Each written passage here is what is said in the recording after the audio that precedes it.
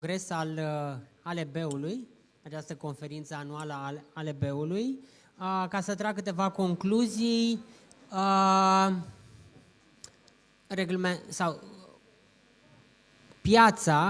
pieței este frică de reglementator, de cei care intenționează să schimbe legislația. A fost tema principală a conferinței, care va avea un impact deosebit în industria voastră.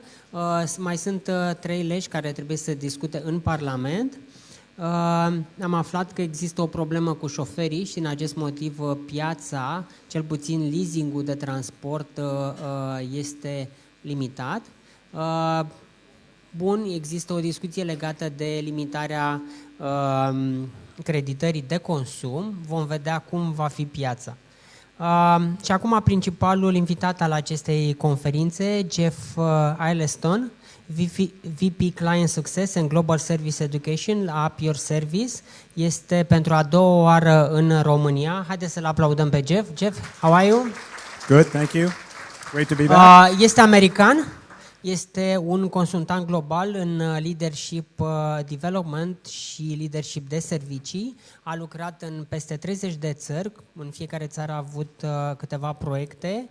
Printre clienții importanți a fost BNP Paribas, unul dintre cele mai mari grupuri financiare ale Europei, General Motors, Microsoft, First Gulf Bank. Acum stă în Abu Dhabi. Up Your Service are sediu central în Singapore, care este patria, ca să spunem așa, a serviciilor. Jeff, hello, how are you? I'm good, thank you. Good to be back. Good to see you again. How is Donald Trump doing? I'm sorry? How is Donald Trump doing? Great, love it. Great, yeah? It's a good leadership, no? In terms of presentation and so on. Yeah.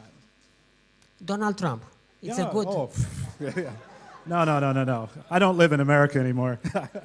Okay. So your floor is yours. Thank you, sir. Thank you. Thank you. Good afternoon. How are you? It's tough to start when he's associated me with Donald Trump right off the bat. That's not fair. So there's 2 problems with being at this time in your conference. The first is, you've had so many good conversation, I wonder, am I going to say anything that you haven't already talked about? And secondly, I'm the only thing standing between you and lunch. All right, so we're going to go fast and furious. I am the lunch. Yeah, you're going to eat me for lunch, right. So thank you for inviting me. It's good to be back in Romania and to talk to you today about challenges and opportunities from the perspective of customer experience. And as you introduced me, my name is Jeff Eilertson. I come with an organization called Up Your Service. And Up Your Service is a global company, and we really do 2 things. We help organizations specifically look at how to improve customer experience in very special ways and special areas of an organization. But perhaps even more importantly is we look at how to build a culture of service so that that's sustainable. It becomes part of who that company and the culture of that company really is. And our approach is based on the work of a man named Ron Kaufman. And Ron is an international speaker, author, trainer, guru. He's actually been to Romania 2 or 3 times, 4 times in the last few years. And he has a special relationship with Romania, and I'm sure he will be back. And in fact, on the table is a copy in Romanian of Ron's book, Uplifting Service. So much of what I'm going to talk about today in our brief time is also in that book as well. So I encourage you to take a look at that. So as he said, I'm actually American. I come from way up in the far west coast of America, not too far from Seattle, so home of Amazon and Microsoft and places like that. But I actually live in Abu Dhabi. So I'm just south of you here in the nice warm climate. I forgot to bring a warm jacket here, so it's a little bit colder for me here. My blood is thinning, but it's good to be back in Romania. I was here in May and got a great tour, and there's just something really special about Bucharest in particular, and just some very special feelings. We have a team of people here who are in the back who support Up Your Service, but the main thing I love about Romania is the food. And so I was told that this was my plate of food, which represents a good holiday traditional food, yeah? And it really is unlike anything I've had anywhere before. But it really is something I really love. So I love being back, glad to be invited back. Hopefully I'll be back again. So let's talk about these changes and opportunities and what that means for you in terms of service and service culture. And I want to talk about it from a couple of perspectives. First, what are the challenges going on in the markets globally, not just Romania, but things that are going on in the market that are challenges for everybody, and see how that relates, and some of the things we've been talking about today. And then talk about how service is actually an opportunity for you there.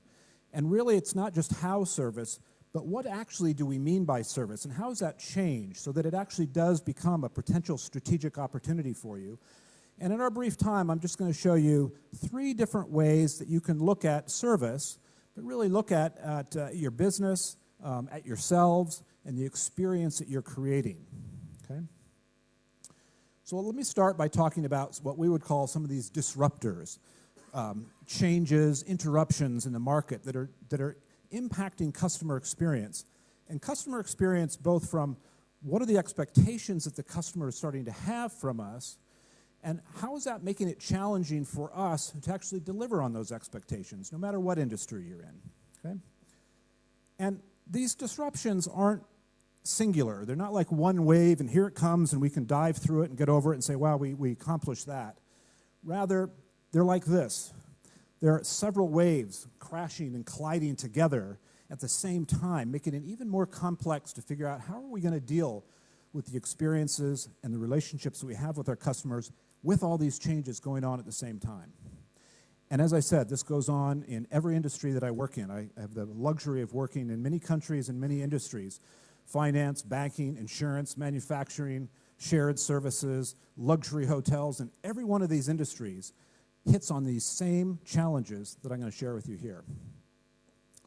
And one of them is this idea of commoditization, that it's getting harder and harder for any business to actually have products and services that are all that different from ones that your competitors are offering. And that's changed over the years. With technology and globalization, it makes it easier and easier for other organizations to do what you do. And so that means it's even more important that you can differentiate yourself in some way, that the experience that you create actually differentiates you from what some of your competitors are doing. And the challenge is even greater than that, because it means you actually have to keep doing this. You have to continuously look for opportunities to make that experience unique and special, if indeed you want to stay out in front. Digital transformation, I loved it. The gentleman from BMW really provided such a great example of how digitalization is, influencing every sector of the economy. And it's really a shift of not only the products and services that we offer being more digital, but even behind the scenes, the systems and processes we use in our businesses are increasingly digital. And that creates challenges. And you've seen, there's many, many industries where you've seen this change of digitalization that's totally disrupted the industry, and even some companies that were huge behemoths in the past no longer exist. And in the world of finance, some very simple examples of that is there was a day when most of banking or finance was cash and coins, and it developed into credit and credit cards. Now we've moved into digital applications, and we use our smartphones. Can't remember the last time I went into a bank. All my banking's done on a smartphone, and that is generating into what we would say is biometrics and things like Bitcoin and blockchain, things like that are constantly these waves coming in that are challenging you in your market to figure out how are we going to adapt to these change and create an experience for our customers that keeps them loyal. And it's an interesting one in this world. My wife actually is head of service transformation for a large bank. And they went fast and furious at digitalizing over the last couple of years. And what they determined was that you can't take the human element out of it. That there was a sense of, if we can digitalize, we're actually going to take that unpredictable human side out of the service process and therefore make it more predictable and better. But what they discovered is that when you digitalize something, you can just make a bad process that much faster.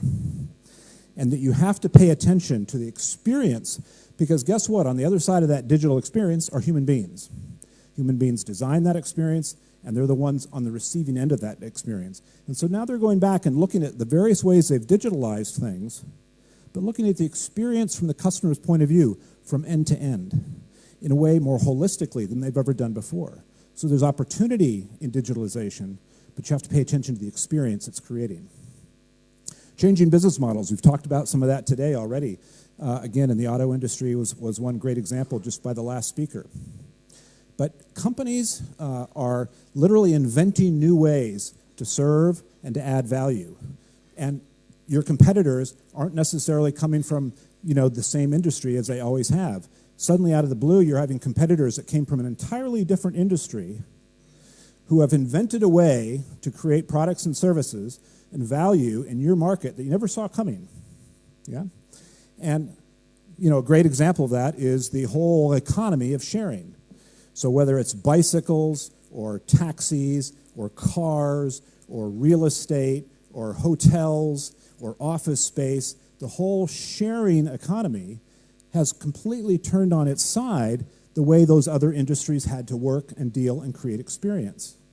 And that's a challenge. That's a big challenge.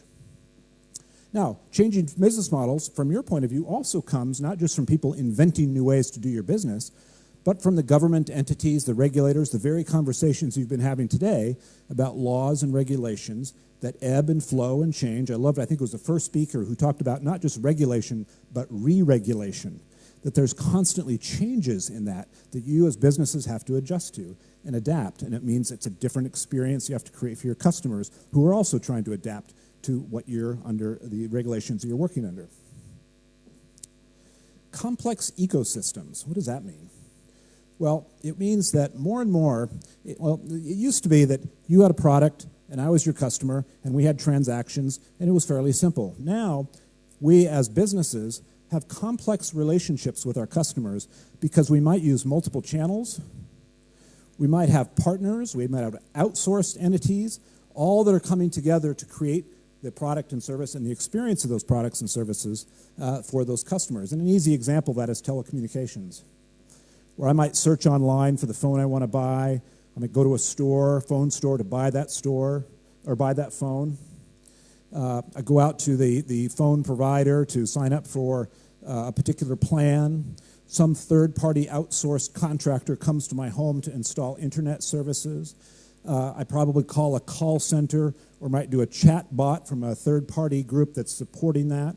So all these different entities are working in collaboration or not in collaboration to create whatever experience that I'm having. And if we want to create a great uplifting experience, then those various entities, those complex relationships, have to be collaborative and have to really understand the experience that they're creating as they work together.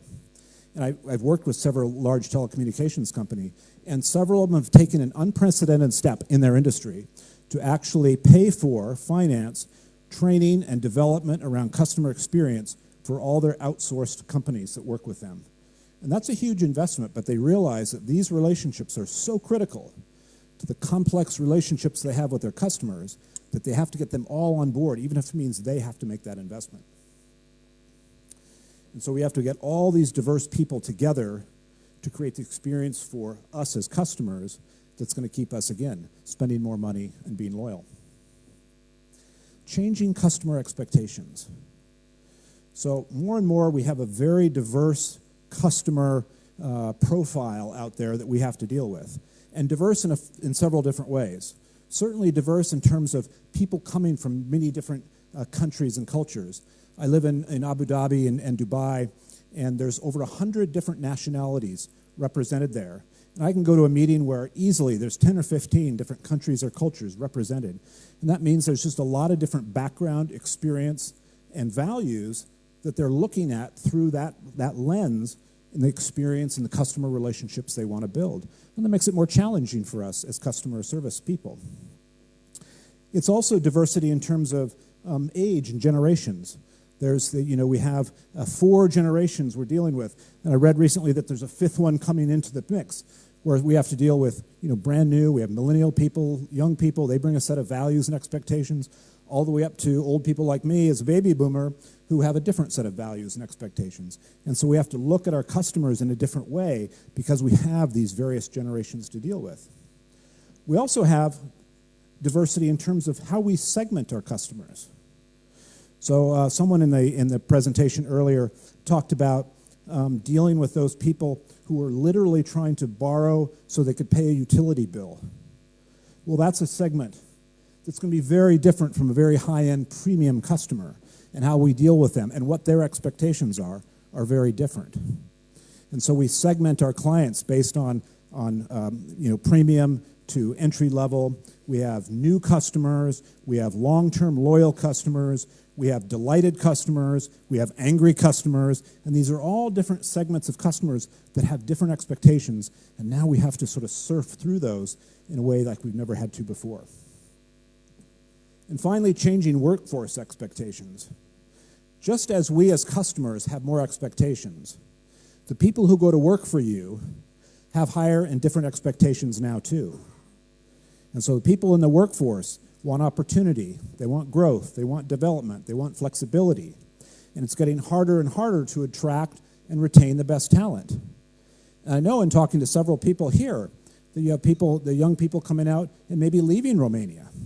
Or the competition for good talent across industries is a really important piece of this whole idea of how do we service internally the people who work for us so we attract and retain the best people. And the best companies in the world who are most successful and certainly have the most successful and consistent customer experience also have very high employee engagement scores and very, very high relationships, and they invest a lot of energy into what do they do with their people and the service that goes on in between, inside the organization, not just with customers. So again, all these are just several of the disruptors, the changes that are influencing all industries, and I'm sure for you as well. And so what do we do about that? More and more I read and see and hear people talk about how we need to create an entrepreneurial mindset for people in our organizations, and that's probably true. In fact, I think it was you in the education who were talking about, hey, we're entrepreneurs and business people who are trying to influence the education for people coming into the workforce, yeah? And so this idea of an entrepreneurial mindset is actually real. But how do you do that? How do you actually make that real? How do we build a workforce that actually does encourage people to think outside the box, to think differently? How do we actually inspire people to be innovative in addition to paying attention to quality and efficiency and the things that we have to as well? How do we actually improve the experience our customers are having in addition to just delivering the products and services that we have? And these are challenging questions. And you might say, well, okay, that's great, but what does this have to do with service? And what I would say to you is this is service. This is what service has become. And I don't want to be thinking about service anymore about a specific interaction of customer service so much as this much larger cultural issue that is in the face of a variety of disruptions and changes going on in the marketplace. And those companies who are doing the best and thriving are aligning themselves to create a culture where this mentality about service, this new look at service, is their strategic advantage. And so, among other things, these organizations that are successful are building in their employees a sense of awareness of the experience that they themselves are creating with their customers. They're creating a curiosity about those customers.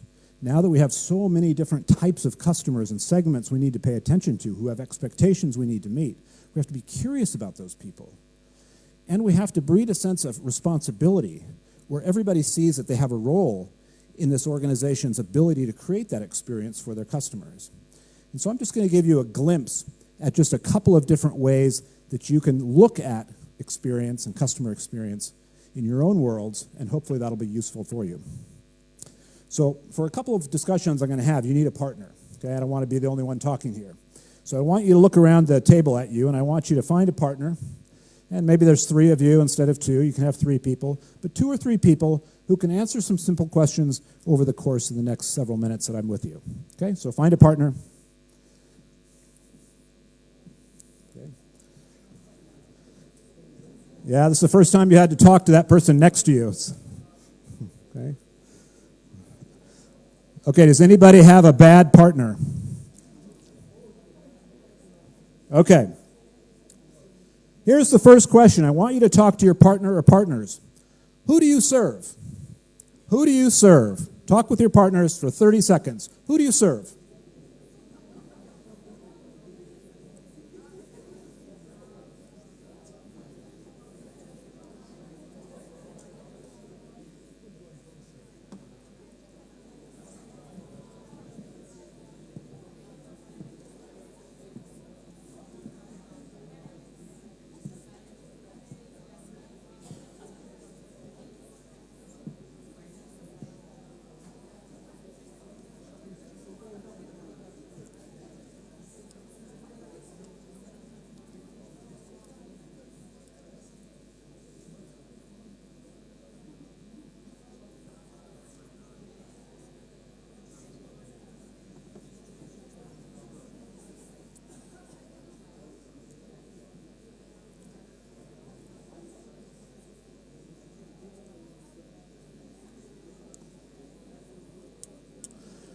All right.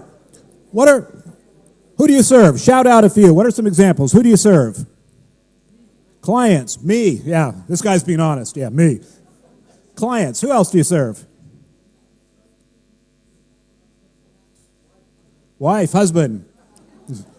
So, yeah, there's some disagreements. I don't know. Staff, right? Yeah, you serve staff. Shareholders. Yep. Who else?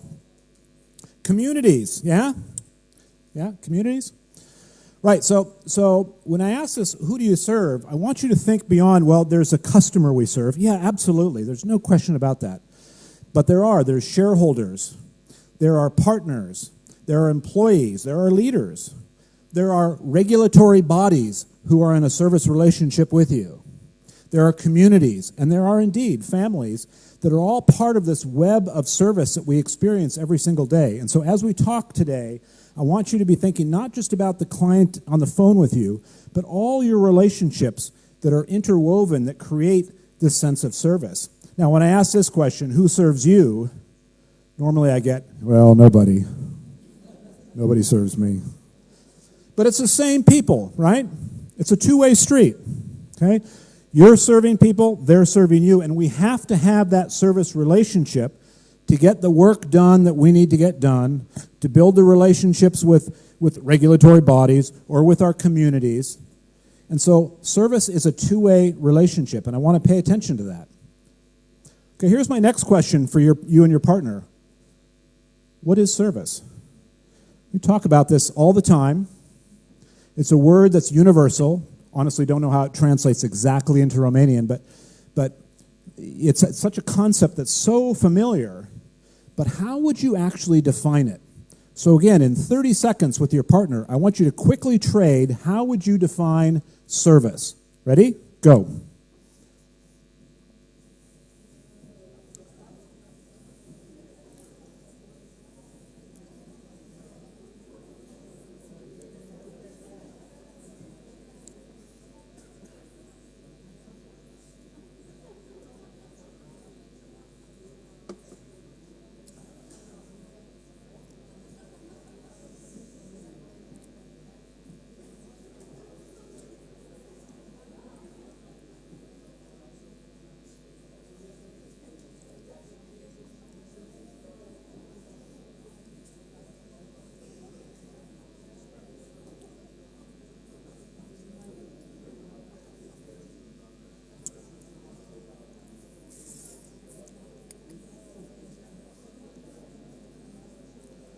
Okay, I know you're mid-conversation, but just tell me a few words. What are some words that are coming out when I ask you to define service? What are some words?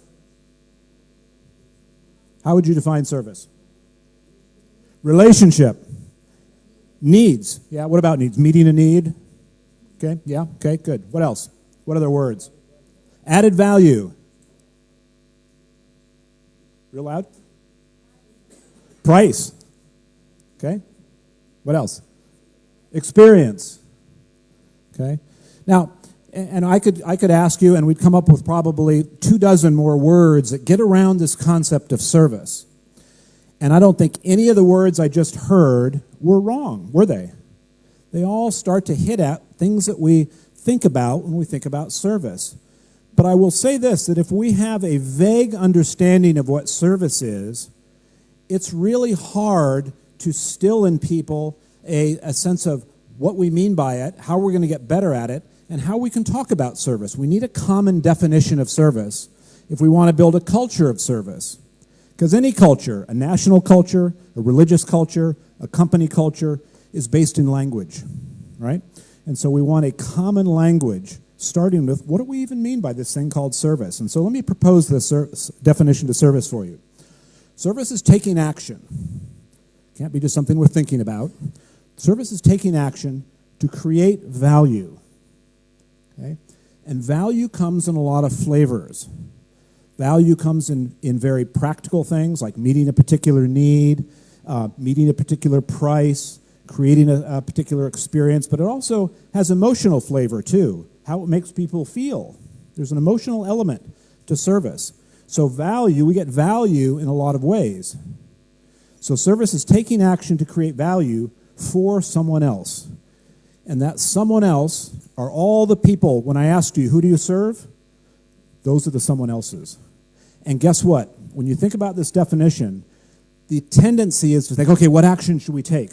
What action should we take with our customers and our colleagues? When really what we need to be thinking about is that someone else. Who is that someone else? What do they value? So that I know what action to take that's really going to add value and therefore be of service to them. And so what we're going to spend some time this afternoon talking about is how do you actually discover what other people value in a way that lets you serve them better. I always like this quote from Albert Einstein: strive to be a success, not to be a success, but rather to be of value. So this is part of awareness. It's being aware of what actions are we taking and what value are we creating. And it begs the question then of, well, how good or bad is the service we're providing? In any particular relationship, in any particular moment, in any particular transaction. And again, we want a common way to understand that.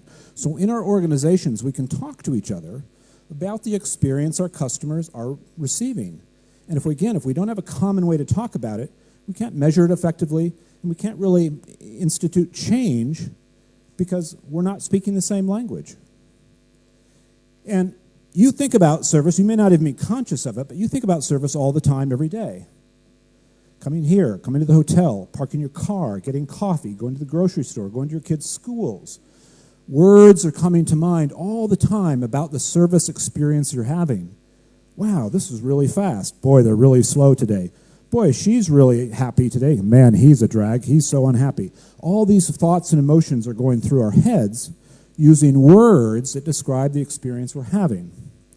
But I'm going to give you a language to think and look at service through that we can use together, and you can use together in your own organizations to help you be clear about the service your customers are receiving. We call this the 6 levels of service. And down near the bottom is a service level we call basic. And I'm going to tell you a few stories that are from my experience. I travel all the time, so I'm in hotels all the time, so it's easy to tell a hotel story. So basic is essentially the bare minimum. Okay? So imagine, if you will, that you go online and you make a reservation for a hotel, or maybe you call them, and you make a reservation for a couple weeks from now, and 2 weeks from now, you show up at the hotel, and you say, I'm checking in. And they say, I'm sorry, sir, we have no record of you in our system. But I have a confirmation code. It's right here. I'm so sorry. You're just not in our system, and unfortunately, the hotel is full. But we have one room. It's in the basement. There are no windows. Do you smoke? No, I'm not a smoker. Well, it's a smoking room. But it's all we got. Okay, it's late at night. Got to have a room. Fine, I'll take it. And sure enough, true story, it's in the basement. No windows. Someone, I think, had just been on their break smoking. There's there literally burn holes in the pillowcase. One threadbare towel hanging off the rack. Do I have a room? Yeah, I have a room, right? It's not really the one I signed up for, but I have a room. It's basic. It's the bare minimum. See what I'm saying? Okay, basic. Now, we say that so we can feel it. And the way we say it is basic. Okay, say it with me. Ready? Basic. Oh, come on. Who said financial conferences aren't fun? Ready? Basic. Sounds like it feels. Okay. Now, one level up is what we call expected. I show up at the hotel. Sure enough, I've got a room. I've only booked a 2-star hotel because I'm just passing through, and it's a nice, and it's clean, and it's crisp. It's got 2 towels hanging from the rack. Nothing more, nothing less. Just pretty much exactly what I booked. Average. Okay, nothing more, nothing less. That is expected. It's what I expected. Okay. Here's how we say this. You have to cross your arms, so make sure your partner is doing this with you. Okay, cross your arms. Come on, you guys can do it. Hey, look, I was at an IT conference a week ago, and these guys were really into it. You can be better than them. Okay, ready? And we talk through our nose like this, and we say, expected. Okay, ready? Expected. One more time. Expected. That's right. Expected. Just average. Okay? Now, one step up from that, well, first of all, let me say, how often have you heard the phrase, meet customer expectations, right? And there's nothing wrong with that, but there's so much opportunity above just meeting expectations. And the next level up is what we call desired. Desired is what we as customers prefer. It's what we hope for. It's what we arrive in our heads thinking, ooh, I'm hoping I get this. So when I arrive at a hotel, I'm hoping the Wi-Fi is free. And sometimes it is, and sometimes it isn't. Or I'm hoping I get the beautiful view looking out over the water, not the view looking at the air conditioning in the parking lot. Okay? It's what I desire. Might get it, might not. Make sense? Okay? See the difference between expected and desired. Okay, now here's how we do desired. This is your afternoon exercise. You know, it's Thursday, tomorrow's Friday. Get your dance moving going. So we roll our shoulders like this. Okay, ready, everybody? You can do it. Oh, come on, you can do it. Come on. Roll your shoulders. Play with me here. This is the interactive part. Ready? And we say, desired. Okay, ready? All together? Desired. One more time. Desired. All right. Now, you're probably back here thinking, oh my God, this guy's making us talk through our nose, and we're highly trained leaders in financial organizations leading our country, and he's making us talk through our nose. Why am I doing that? Because what we find, and I've done this in 30 countries and cultures, is that if you want to teach people something to remember quickly, we make it fun and we literally put it in their bodies. And I have corporate CEOs who walk down the hall going, that's desired. And people get it. Okay, they really get it. Okay? Now, you're going to thank me for this, not this afternoon. You're going to thank me for this tomorrow. Because you're going to walk into your coffee shop or your kid's school or the dry cleaners or your work, and you're going to say, well, that's desired. And that's when you can thank me, because you won't forget this, okay? All right. Now, if I want to go one step higher than desired, it would be surprising, because desired, I'm showing up, I'm already hoping for something. But surprising is when you give me something as a customer that I never even thought about, but I really value it. So I showed up at an event like this, late at night, and they said to me, we know you're doing an event. We've already moved the boxes of materials into the room for you. We're happy to set up with you tonight if you'd like. And by the way, the restaurant in the hotel is closed, but we'll send somebody down for you to get food at the all-night diner and bring it back for you. Wow. Well, I didn't expect that. I wasn't hoping for that. But in that moment, it added just the kind of experience and value I needed to make that a surprising experience. Okay? Surprising. Now, here's how we say this. You have to be careful not to hurt the person next to you. Okay? Surprising. Okay? Ready? Surprising. One more time. Surprising. There you go. You're getting better as we go up here. All right. And finally, even above surprising, is we have what we call unbelievable. Okay? Now, unbelievable service, unbelievable experience is that kind of legendary experience that goes viral on the internet.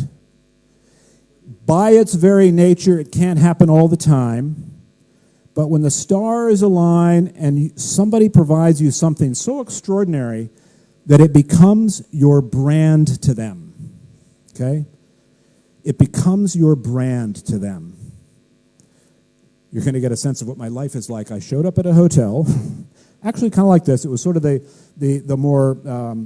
fancier hotel in town in Denver, Colorado, in the United States. It was called the Molly Brown Palace, and it was very ornate, and it was where they brought dignitaries in, and it was, very, very fancy. And I was very lucky to be doing an event, not unlike this one, there. And I checked in late, and guess what? I'm sorry, sir, the hotel is full. But we're going to put you in the presidential suite. Yeah. And this wasn't just a nice room. This was like a 3-bedroom palatial apartment with all sorts of fancy furniture. It came with a butler. Okay? And they could have said, you know what, sir, we're going to put you in the presidential suite, and please just use this room over here, and try not to touch anything, and please check out early in the morning. But no, they treated me like I paid the whatever thousands of dollars it was to stay there, and the butler came, and he had a bottle of champagne and the slippers and the whole bit. Okay? Now, did that cost them money? Yeah, a little bit. A little bottle of champagne. Butler's already on staff. But I'm telling you this story 20 years later. 20 years later. Because that's become the brand for me. And if I go back to the Molly Brown Palace tomorrow, I don't expect to be put in the presidential suite. But that's still the experience I had that I remember and tell people like you about. Okay? And you've probably all had some experience like that stands out so much that it's unbelievable. Here's how we say that. We raise our fists in the air and we say, unbelievable. Okay, ready? Unbelievable. That was so basic, I can't even tell you. All right, ready? All together. Unbelievable. All right, good. So those are 5 of the 6 levels of service. But there's one more. And it's not higher than unbelievable. It's actually lower than basic. And with apologies to the police commissioner, we call it criminal. Okay? This level of service is so bad, we call it criminal. It's breaking a service promise. It's going to that hotel and they're saying, I'm sorry, we're full, we have no rooms, we're not going to call other hotels to see if they can put you up. And by the way, sir, could you move out onto the sidewalk? You're in the way of our other guests. True story, okay? Criminal.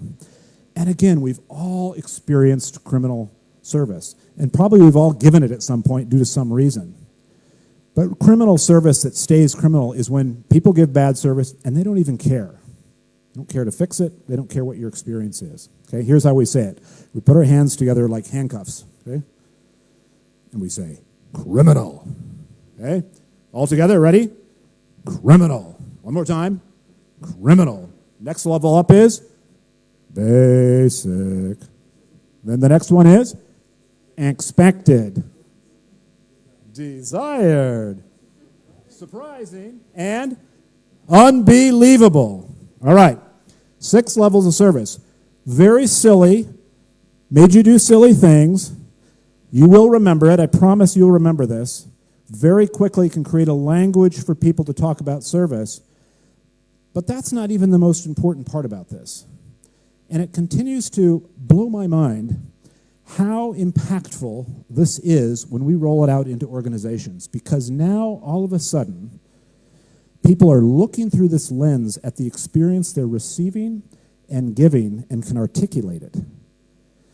And I've had CEOs of major corporations say, all I care about in the first 6 months of our transformation projects with them is, am I hearing this language? I had a client, an insurance company, who built a 6-week festival out of this because it literally changes how you see the world. And you become, again, aware of the experience you're creating in a way that you never have before. And I promise you, in some silly way, this is going to come to mind for you in the next day or two. So let me ask you a question, and this is a question for your partners now.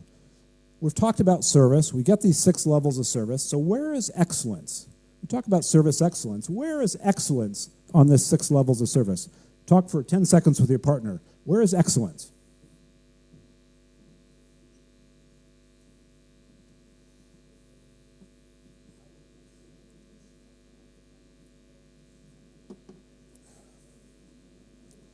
Where is service excellence? What do you think? Do not go below expected. Okay? What other opinions? Where is excellence? Where is excellence? Desired? Okay. Surprising? Okay, surprising in the back? Okay. What's that? All except criminal? Okay. Okay, interesting. It's hard to figure out where would excellence be on this? And the reality is it was a trick question. Okay? Because the reality is this is not a set of stairs. This is actually an escalator. And it's an escalator always going down. It's always going down. And why do I say that? I remember when this came out. Aging myself, but this was a big deal. Okay? Get this. You could carry this phone around. It only weighed 4 pounds, and it didn't have a cord. Unbelievable. Right? Yeah? Some of you won't remember that. Now, basic. Basic. Because that escalator is always going down. What is surprising today, next time is what? Desired. If something's surprising to me, man, I'm hoping they do that again the next time, and it becomes desired. And then pretty soon, when everyone else starts doing it, it's expected. And then if you don't do it someday, that's criminal. Okay? So service, whether it's particular products or services or attitudes that are constantly going down, so we always have to be stepping up. And so service excellence, when I ask you what level is it, it's not a level actually, it's a behavior. It's this moving target where the behavior is thinking about what's the next step up I could take. So where I said that service is taking action to create value for someone else, service excellence is taking the next step up to create more value for someone else. And this right here is the absolute most important slide I'm showing you, because if we're building a culture of service that can respond to and react to those various disruptors and changes to this experience and our customers are having with us, we have to have people who are always looking for opportunities to do the next thing, to step up, maybe in little small ways as well as big ways.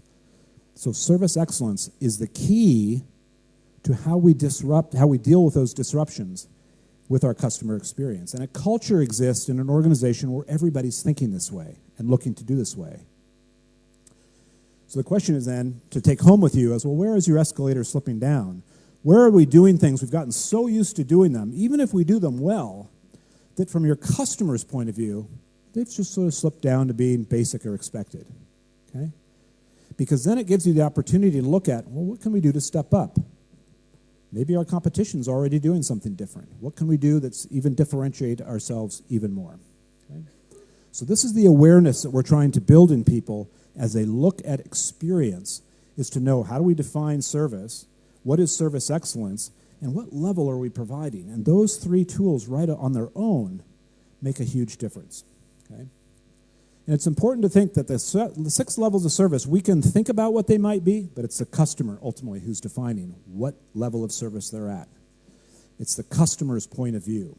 And it applies internally as well as externally. It's just as important with the relationships you have with your partners internally as it is with your customers. Now, you might say, well, okay, we can take action to create more value, but different people value different things, don't they? And we talked about that. Various segments, different people have different expectations based on where they're coming from. And so I want to take this one step further and talk about these 4 categories of value. That if we can look at our organizations and the service we provide, not just as one big clump, but actually break it out into these 4 categories, it actually helps us identify where we might be weak, but where there might be opportunities to create differentiation. So the primary product is the reason that people are coming to you. Whether it's a physical product or a service you provide, it's the primary reason they're coming to you for business, okay? Delivery systems are how you actually get that primary product into the hands or into the minds or into working relationship with your customers and clients. Service mindset is how do you treat people? What's the attitudes of the people who are working with customers all day long? An ongoing relationship is what are you doing to build connection over time, to build loyalty, to build partnership, versus just having transactional relationships with your customers. And if we look through this lens, we can start to see, there's opportunity here. And so think about your businesses. Some of you, whether it's banks, credit companies, lease agreements, whatever. So lease agreement might be one example of a primary product. The offices you have might be an example of part of your delivery system. You as people are part of your delivery system. Your physical space might or might not be. Your websites or your applications and tools might be part of your delivery systems. Okay, this is all part of service. In addition to are you listening to your customers? Are you empathetic? Do you have the right attitude? Are you engaged with them in some way? And the relationships you build over time so that they know that you're looking for ways to add value, and they value that so much that they stay with you, and you can become more partners than transactional, okay? So this applies. There's not an industry I've worked with where this doesn't apply and where it's helpful to break it out and look at your business this way. So primary product, delivery system, service mindset, ongoing relationship. I want to look at this from a slightly different angle because you're in a business where trust is so important. That word trust floated out a few times today in various people's conversations and on those panels.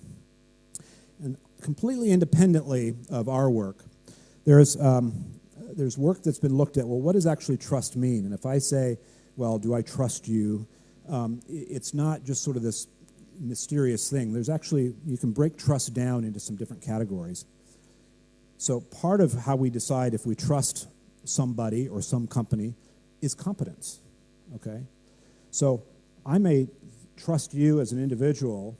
I have a real trusting relationship with you, and he paints houses, okay? Right? You paint houses, right? But I'm not going to have him do open heart surgery on my mother-in-law. I would not trust him to do that, right? So we have a certain domain where we trust people, okay? So competence in whatever you're working with somebody is part of how you build trust. So is capacity. He paints houses. He's a one-man shop, though. And I've got 15 businesses that need to be painted in the next 2 weeks. I love this guy, but he doesn't have the capacity. I would not trust that he could get that done on time, okay? Capacity. Engagement. Are you listening to me? Do you understand me? Are you meeting my emotional needs is part of trust. So you may have the greatest competence and have the capacity to do it, but if you're a real jerk, I'm probably not going to trust you. And finally, relationship and sincerity. What experience do we have over time that allows me to think, yep, I'm going to give something new to you, or I'm going to give more to you, that I know I have trust, and you're sincere about meeting your promises. So these are all a way to break down and look at the concept of trust. Well, guess what? This is exactly what we're talking about here. Primary product is your competence. Delivery systems are your capacity. Service mindset has to do with engaging with people. An ongoing relationship is about sincerity and relationship. And so by looking at your business through these 4 categories, it's actually a way to look at how are we building trust, how can we build trust, and why is it that our customers trust or don't trust us, which is so important in an industry like yours. So the 4 categories of value allow you to see what is it that our customers value and what can we do differently to create a better experience that they'll value. And this is where this concept of curiosity comes into play. How can we get people curious about those various customers we have to know what it is they value? Because guess what? Different customers are going to value different parts of those 4 categories in different times and different situations. So how do we understand what customers and colleagues actually value then? How do we be curious? Well, we pay attention to their concerns. What are they worried about, right? Complaints. What are they complaining about? Nobody likes complaints, but guess what? Complaints are a treasure chest of what your customers value. Okay? The treasure chest of what your companies value. And there's a saying that goes, complaining customers are loyal customers. Because they're telling you what they value. It's the customer who just drops out and never tells you that you want to worry about. Okay? On the flip side is, what are people complimenting you about? What do they tell you you like? What can you do more of? And sometimes we simply have to ask. And we've gotten to be, and it's okay, in our businesses, so good at doing surveys and asking feedback and compiling surveys, which is valuable data, but sometimes we have to have conversation to ask, to really see what is it behind a customer's experience that they really value. And finally, I want to talk to you about, well, who's responsible for all of this?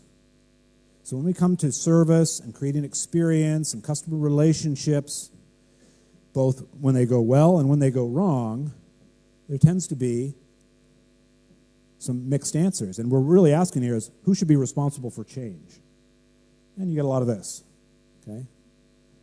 Yep, we need to change things around here, and you should do it, right?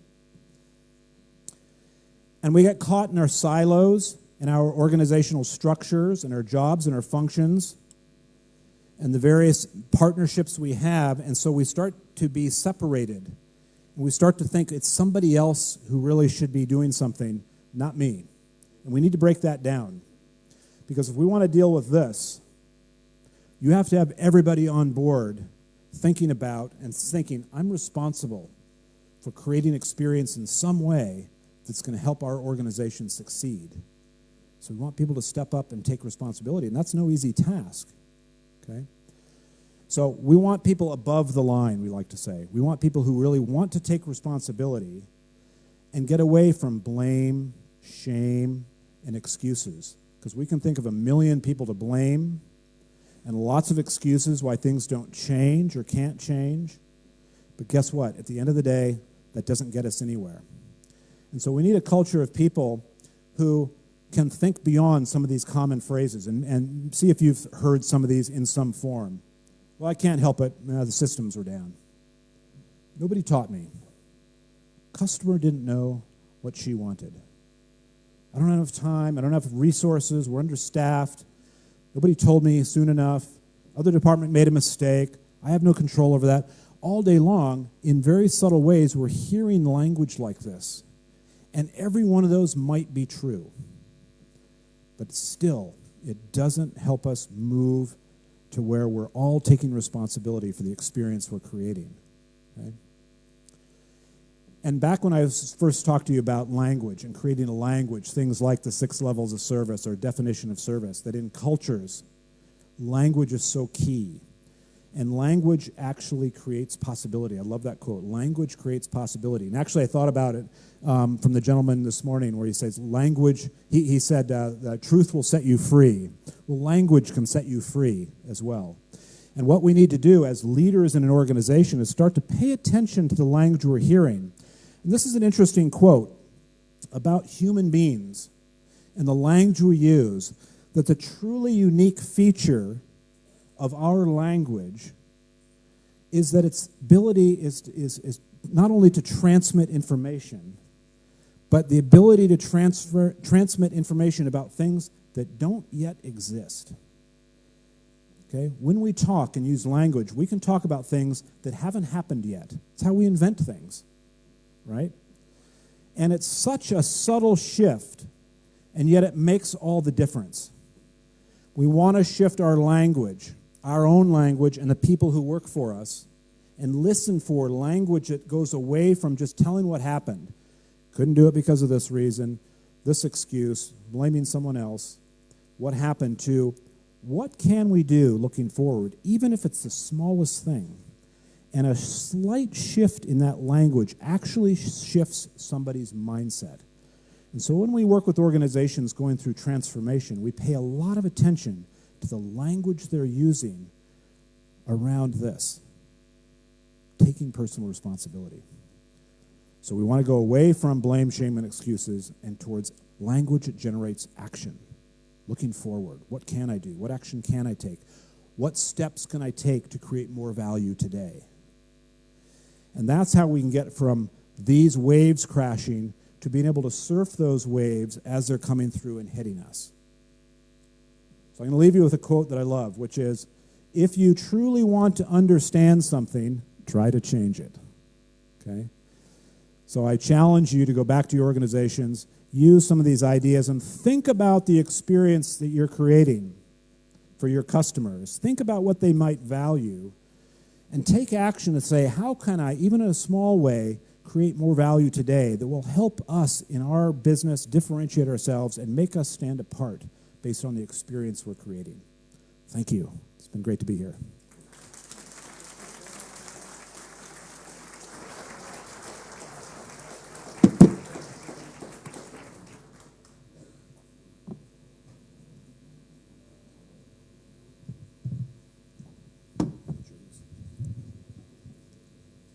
Jeff? Good? Yeah. Okay, good. Mulțumim frumos, cam atâta a fost congresul din acest an al ALB-ului, nu? Cred că a fost o întâlnire extrem de plăcută, este industria voastră, este networking-ul vostru. Sper ca mesajele voastre să le putem duce mai departe. Unele dintre ele se vor îndeplini, altele mai puțin, pentru altele mai trebuie să luptați. Și pentru ultimul mesaj, Mircea, te rog. Până la urmă, tu ești președintele lor, cel puțin pentru un an. Mulțumesc, Cristi. Domnul Cristian Hoșciuc de la Ziarul Financiar. Mulțumesc foarte mult. Sper că a fost un eveniment plăcut pentru toată lumea.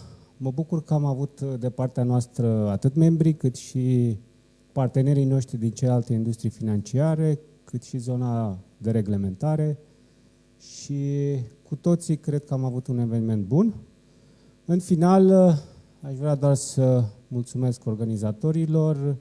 Din partea ALB, doamna Nina Puiu, nou secretar general, s-a ocupat. Vă rog să o aplaudăm. Mulțumim, Nina. Și organizarea a fost în parteneria cu GovNet și am apreciat foarte mult prezența Ziarului Financiar, care ne-a ajutat să ne auzim un pic mai bine, dar am văzut că trebuie să ne facem vocea și mai bine auzită, să încercăm să clarificăm mai bine despre ce e vorba în ALB, care sunt membrii ALB-ului și care sunt industriile pe care le promovează. Mulțumesc încă o dată pentru participare. O zi bună! Bun. Și dacă joia viitoare n-aveți ce să faceți, pe 22, sunteți invitați toți în această sală, aici la Gala Ziarului Financiar, 20 de ani. Noi sărbătorim, vom sărbători aici, aducem un economist de la The Economist, care tocmai a scris o carte despre capitalism și noi l-am chemat, l-am rugat să vină aici să ne spună care este viitorul capitalismului, nu? Și care este viitorul Europei și care este viitorul României în tot acest context. Până la urmă este viitorul nostru al tuturor. Deci să aveți un an bun, să ne întâlnim cu bine, să sărbătoriți cu bine și cu onoare 1 decembrie, pentru că să ajungi să fii la 100 de ani, să poți să aniversezi 100 de ani de la aniversarea țării tale, este un lucru extrem de important. Și să vă faceți bugetele, nu să vă luați bonusurile și să mai vedeți la anul ce se mai întâmplă. Bun? Haideți, lanciul este afară, un an bun!